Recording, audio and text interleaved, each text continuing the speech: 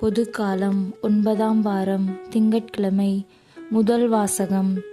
இறை பற்றுடன் வாழ தேவையான எல்லாவற்றையும் நமக்கு அருளியுள்ளார். திருத்தூதர் பேதுரு எழுதிய 2ஆம் திருமுகத்திலிருந்து வாசகம்.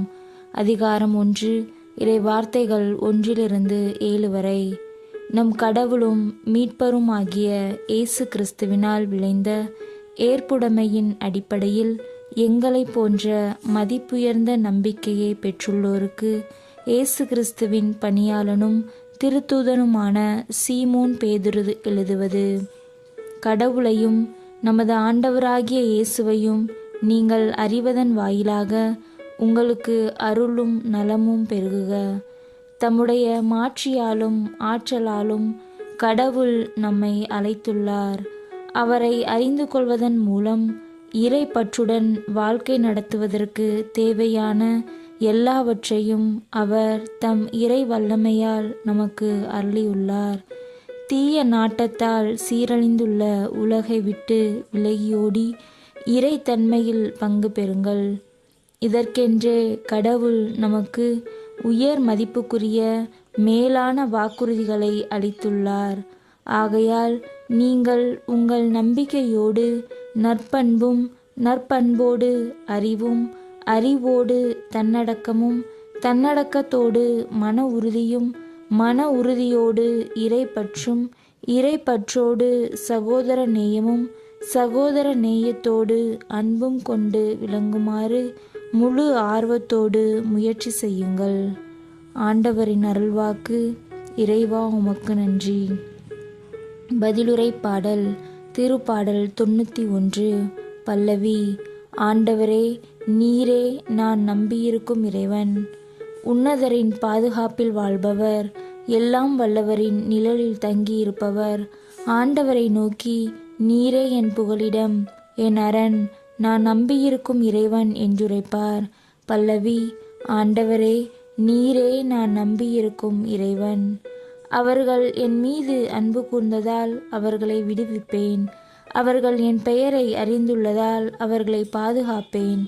அவர்கள் என்னை நோக்கி மன்றாடும் போது அவர்களுக்கு பதிலளிப்பேன். அவர்களது துன்பத்தில் அவர்களோடு இருப்பேன். பல்லவி. ஆண்டவரே, நீரே நான் நம்பியிருக்கும் இறைவன். அவர்களை தப்புவித்து அவர்களை பெருமைப்படுத்துவேன். நீடிய ஆயுளால் அவர்களுக்கு நிறைவளிப்பேன். என் மீட்பை அவர்களுக்கு வெளிப்படுத்துவேன். பல்லவி. ஆண்டவரே, நீரே நான் நம்பியிருக்கும் இறைவன். நற்செய்திக்கு முன் வாழ்த்தொலி. அல்லேலுயா, அல்லேலுயா. கிறிஸ்துவே நம்பிக்கைக்குரிய சாட்சி. இறந்தோருள் முதலில் உயிர் பெற்று எழுந்தவர். மண்ணுலக அரசர்களுக்கு தலைவர். இவர் நம் மீது அன்பு கூர்ந்தார். தமது சாவு வாயிலாக நம் பாவங்களிலிருந்து நம்மை விடுவித்தார். அல்லேலுயா. நற்செய்தி வாசகம். அன்பு மகனை பிடித்து கொன்று திராட்சை தோட்டத்திற்கு வெளியே எறிந்து விட்டார்கள். மார்க்கு எழுதிய தூய நற்செய்தியிலிருந்து வாசகம்.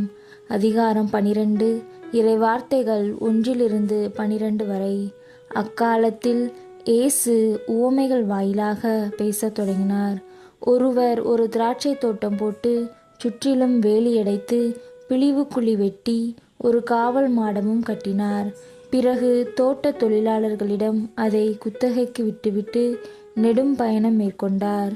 பருவ காலம் வந்ததும் அத்தோட்ட தொழிலாளர்களிடமிருந்து திராட்சை பழங்களை பெற்று வருமாறு ஒரு பணியாளரை அவர் அனுப்பினார். ஆனால் அவர்கள் அவரை பிடித்து நைய புடைத்து வெறுங்கையராய் அனுப்பினார்கள். மீண்டும் அவர் வேறொரு பணியாளரை அவர்களிடம் அனுப்ப அவரையும் அவர்கள் தலையில் அடித்து அவமதித்தார்கள். அவர் மேலும் ஒருவரை அனுப்ப அவரையும் கொலை செய்தார்கள். அவர் வேறு பலரையும் அனுப்பினார். அவர்களுள் சிலரை நைய புடைத்தார்கள், சிலரை கொன்றார்கள். இன்னும் எஞ்சியிருந்தவர் ஒருவரே. அவர் அவருடைய அன்பு மகன். தம் மகனை அவர்கள் மதிப்பார்கள் என்று அவர் நினைத்து கொண்டு இறுதியாக அவரை அவர்களிடம் அனுப்பினார். அப்பொழுது அத்தோட்ட தொழிலாளர்கள், இவன்தான் சொத்துக்குரியவன், வாருங்கள், நாம் இவனை கொன்று போடுவோம், அப்போது சொத்து நமக்கு உரியதாகும் என்று தங்களிடையே பேசிக்கொண்டார்கள். அவ்வாறே அவரை பிடித்து கொன்று திராட்சை தோட்டத்திற்கு வெளியே எறிந்து விட்டார்கள். திராட்சை தோட்ட உரிமையாளர் என்ன செய்வார்? அவர் வந்து அத்தொழிலாளர்களை ஒழித்துவிட்டு திராட்சை தோட்டத்தை வேறு ஆட்களிடம் ஒப்படைப்பார். கட்டுவோர் புறக்கணித்த கல்லே கட்டடத்துக்கு மூலைக்கல் ஆயிற்று. ஆண்டவரால் நிகழ்ந்துள்ள இது நம் கண்களுக்கு வியப்பாயிற்று என்னும் மறைநூல் வாக்கை நீங்கள் வாசித்தது இல்லையா என்று அவர் கேட்டார். தங்களை குறித்தே அவர் இந்த உவமையை சொன்னார் என்பதை அவர்கள் உணர்ந்து கொண்டு அவரை பிடிக்க வழி தேடினார்கள். ஆனால் மக்கள் கூட்டத்துக்கு அஞ்சினார்கள். ஆகவே அவரை விட்டு அகன்றார்கள். ஆண்டவரின் அருள்வாக்கு. கிறிஸ்துவே உமக்கு புகழ்.